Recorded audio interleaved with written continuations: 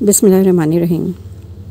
جب میں نے خواب دیکھنا چھوڑے تو خواب زندگی کا حاصل بن کر ملے اور میرے صبر کا میٹھا پھل مجھے ایک طویل انتظار کے بعد ملا۔ بے شک میری زندگی میں اتار چڑھاؤ بہت آئے، اپنی حسرتوں اور مرتی خواہشوں کا زہر میں نے قطرہ قطرہ پیا تھا۔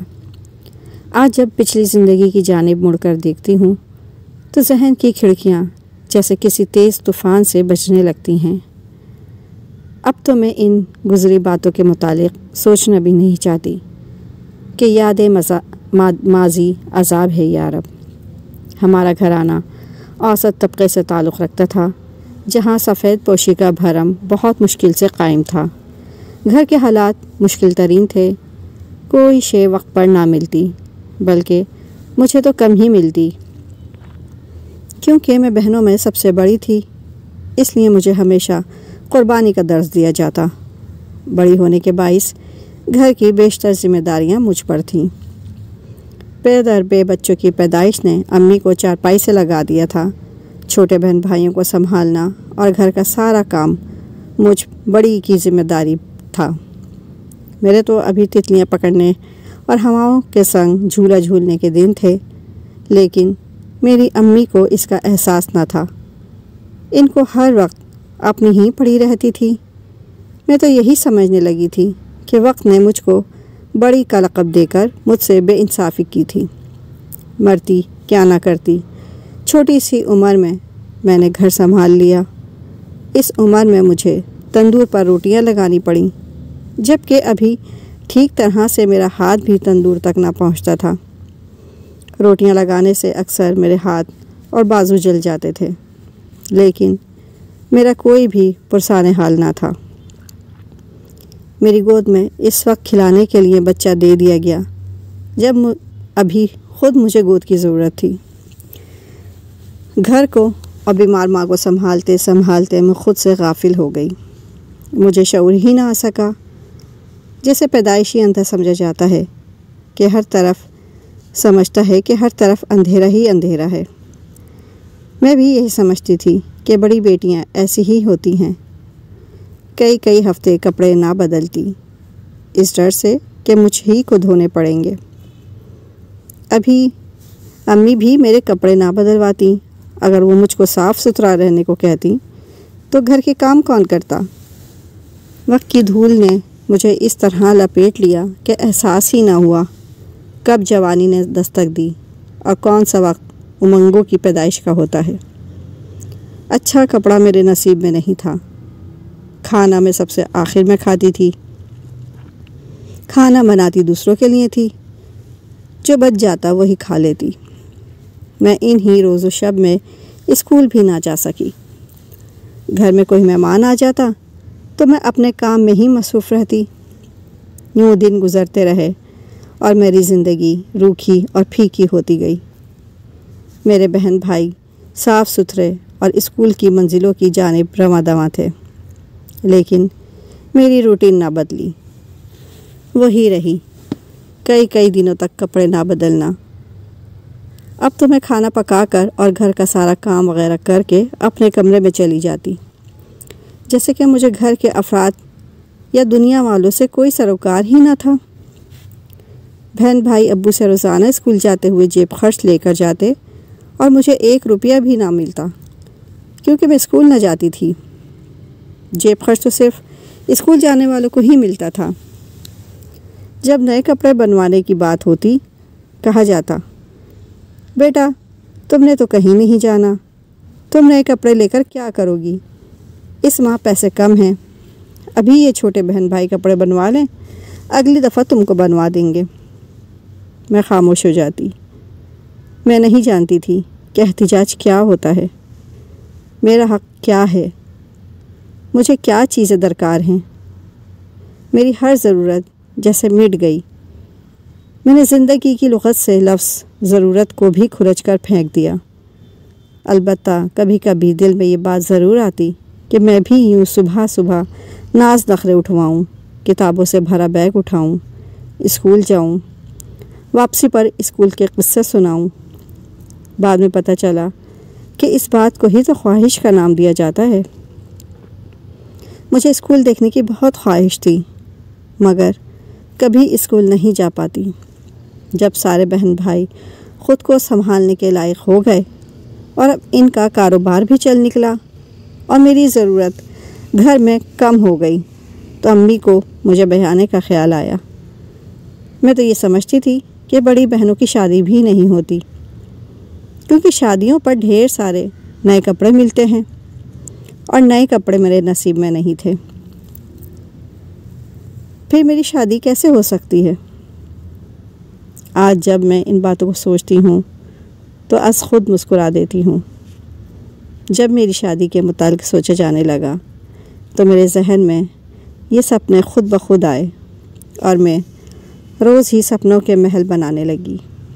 ایک دن پتہ چلا کہ کچھ لوگ مجھے دیکھنے آ رہے ہیں۔ میں نے کپڑے تو بدل لیے، لیکن منہ دھونے اور کنگھا کرنے کا وقت نہ ملا۔ تھوڑی دیر بعد امی نے مجھے اندر بلا لیا۔ ان عورتوں کے دیکھنے کا انداز بڑا عجیب تھا۔ وہ مجھے ایسے گھور رہی تھی جیسے منڈی میں تول کر قربانی کا جانور خریدا جاتا ہے۔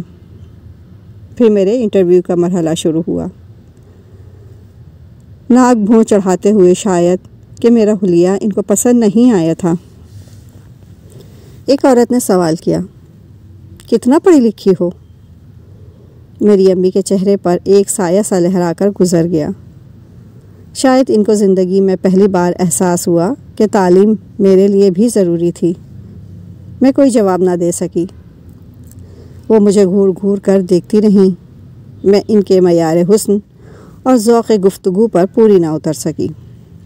انہوں نے مجھے مسترد کر کے مجھ سے چھوٹی بہن کا رشتہ منتخب کر لیا۔ رشتہ اچھا تھا، سو امی کھونا نہیں چاہتی تھیں۔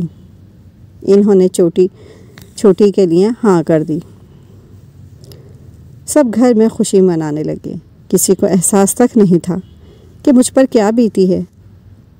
میرے قریب کوئی ایسا تھا ہی نہیں جو میرے سپنوں کے تاج محل کے مسمار ہونے کی صدا سنتا۔ اس دن پہلی بار مجھے ایک اچھے ساتھی کا خلا محسوس ہوا۔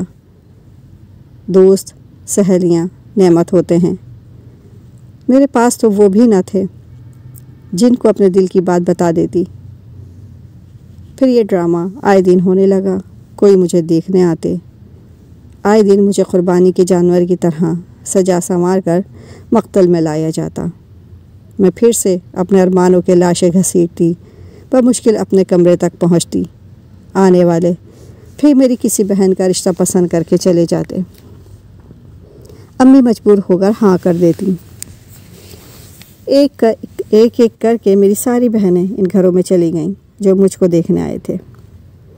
اب تو جس بہن بھائی کا بھی رشتہ ہوتا، امی مجھ کو بد نصیب کہتی کہ پتہ نہیں صدف تیرا بوجھ میرے سر سے کب اترے گا۔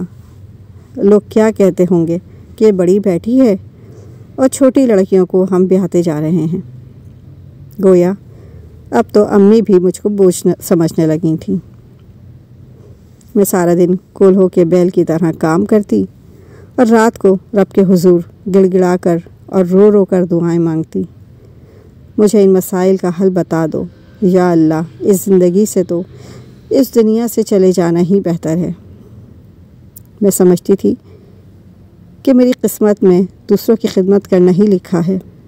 بہنوں کی شادیاں ہو گئیں تو ان کی جگہ بھابیاں آ گئیں۔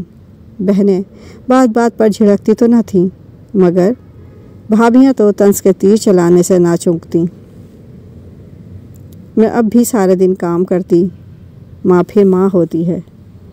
اس عالم میں مجھ کو دیکھ کر بہت کڑتی تھی، کہتی نہ جانے تجھ بدقسمت کے نصیب میں کب جاگیں گے۔ بھائی پہلے ہی مجھ کو کچھ نہ سمجھتے تھے، اب میری حالت خادمہ سے بدتر ہو گئی۔ ایک دفعہ بڑی بھابھی کے کمرے سے گزری تو میری دوسری بھابھی سے کہہ رہی تھی، اس کے سر میں سفید بال آنے کو ہیں، لگتا ہے اب تو عمر بھر کنواری ہی رہ جائے گی۔ اس کا ستارہ بڑا بھاری ہے۔ وہ مجھ کو حقارت سے دیکھتی، جیسے میری شادی نہ ہونا میرے کسی عیب کی گواہی ہو۔ ایک دن بھابھی نے کہا، نہ جانے کب یہ اس گھر سے جائے گی۔ اس روز تو ہم شکرانے کے نفل ادا کریں گے۔ اس دن میرا دل ایسے تڑپا کہ جیسے ابھی بند ہو جائے گا۔ میں نے خدا سے کہا، اے میرے اللہ، مجھے اس جہنم سے نجات دے دے۔ قسمت کو اس دن مجھ پر رحم آ ہی گیا۔ ہمارے پڑوس میں نئے لوگ آ کر آباد ہو گئے۔ ان کی فیملی 4 افراد پر مشتمل تھی۔